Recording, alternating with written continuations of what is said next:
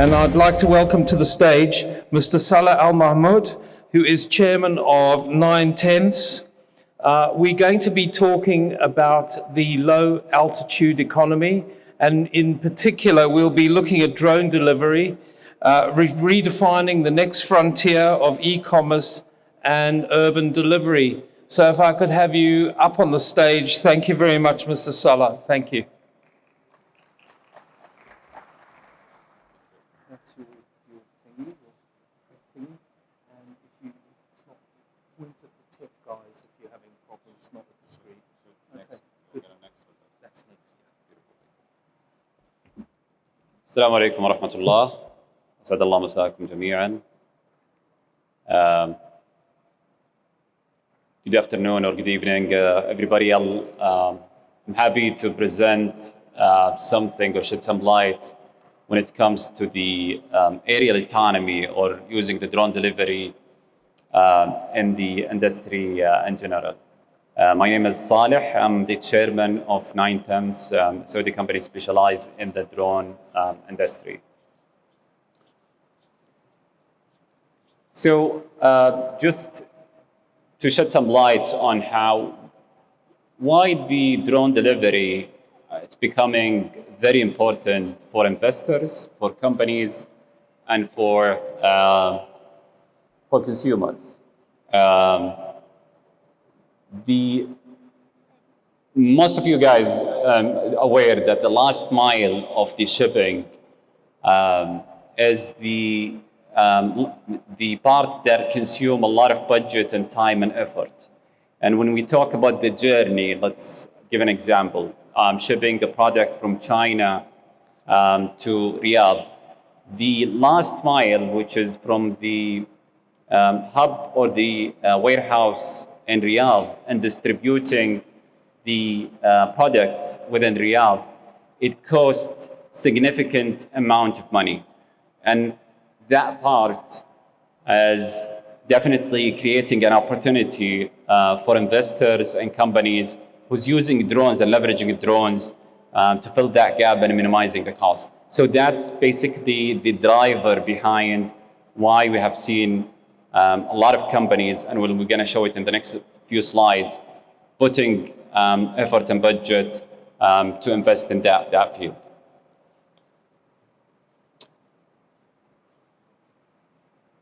So the last mile delivery consumed about half of the total shipping cost. That's a huge number. If you're talking about shipping a product from, let's say, China or US to Riyadh, we're talking about thousands of miles. However, a few miles within the city, that's where the cost associated with it. Just statistics on where the industry is going. We're talking about $3 billion in 2025, which is last year, and the acceleration will go up to $20 billion within just a few years. You're talking about 10 years, and that's a big number. That's a huge number. We have seen the giant companies like Amazon and Kita and other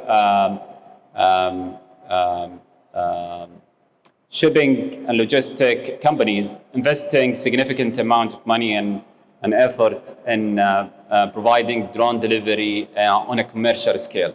Now, when we're talking about commercial scale, we're talking about different aspects. We're talking about the profitability, the return on investment.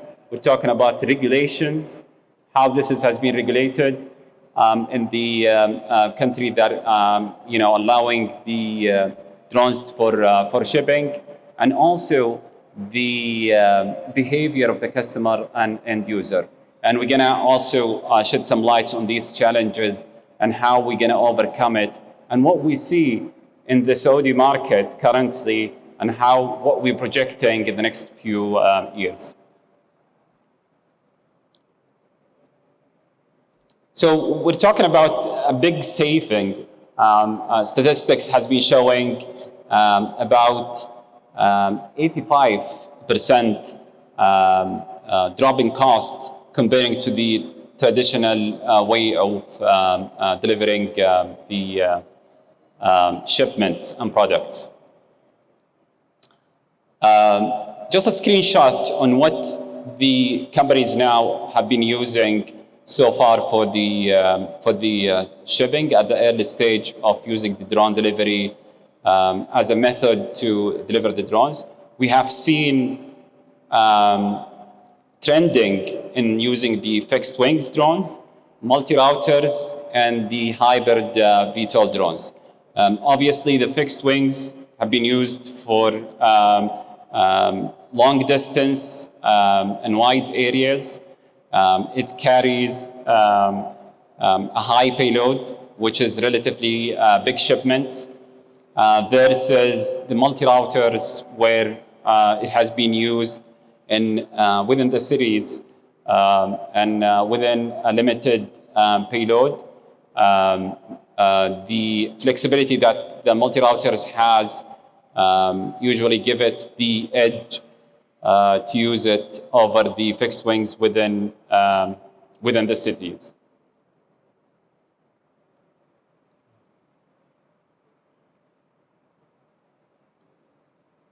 Now, things have been changing so fast. People are adapting, our companies has been adapting the drones in the shipping. What comes into play? The AI. Now, having the AI as part of this game, it's flipping the table upside down. And what I mean by the AI, meaning the fast acceleration of developing the AI has put the drone delivery in a very good position of adoption by the government and the end users. One of the struggles or the classic issues that drone delivery used to face, or at least project to face, is when the drone starts, for example, landing in a place, if there is any barriers or obstacles, how the drones can avoid it.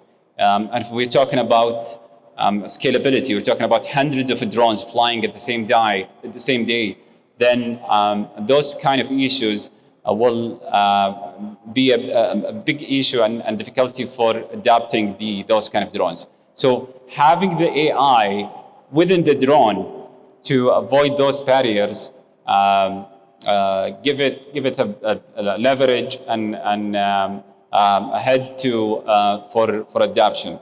That's from one aspect, and you can imagine if we apply the AI through the whole journey of the last mile delivery.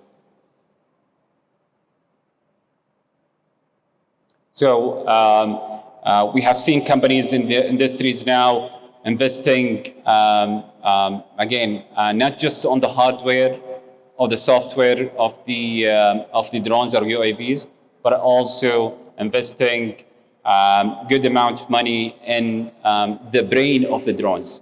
The drones is not how it used to be, which is where you give it a command from the RC or the command and control centers. Now the drone itself has a GPU in it, which is the brain to process whatever has been acquired by the sensors and data, and making decisions according to those data without going back to the command and control center for further decisions.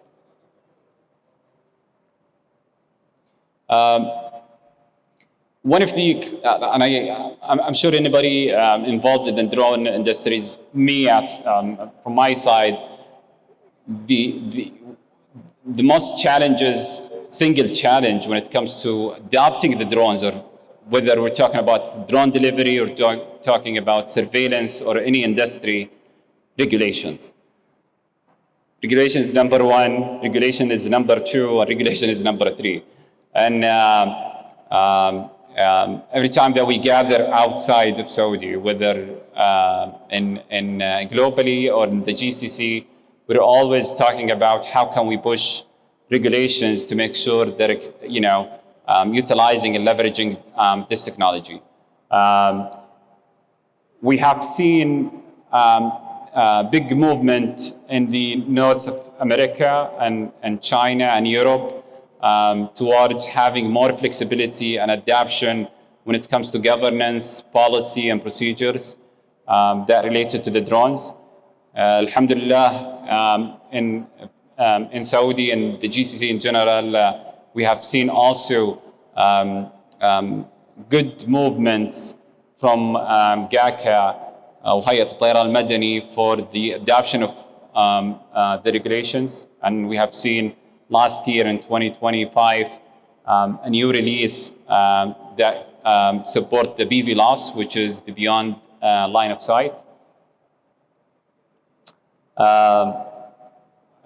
Again, the Part 107 V5 that has been released last year, it has been a big relief for industry players in Saudi to deploy the drone delivery and the drones in general using the BVLOS. And just for the people who don't have the background of the BVLOS, beyond line of sight, which is flying the drones without looking at it. It used to be banned, meaning any regulations in the past, the pilot has to see the drones that, in front of them.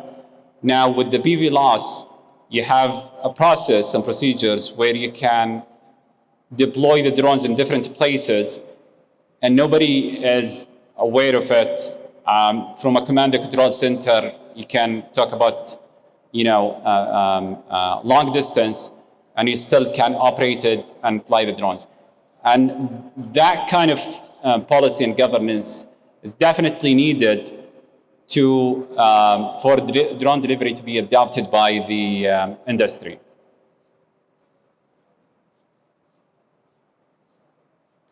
And just a picture of Riyadh. If we all can imagine all these bikes, cars, and I'm going to say it in Arabic because a lot of people, السيارات والmotorcycles والfans, if we just imagine for a second, نتخيلها كلها طلعت في على مستوى drones. How beautiful is this, and relief for a lot of Riyadh citizens and visitors. So we're talking about 35 drop in traffic as a minimum. Again, internationally, we're talking about United States, Europe, and China are ahead of the game when it comes to pushing the regulations, policy, and procedures to adapt more the delivery, using the drone as a delivery method versus the classic way. And the United States has released in August 2025 the BVLOS, a big shift in regulations where give room for industries to use the drones.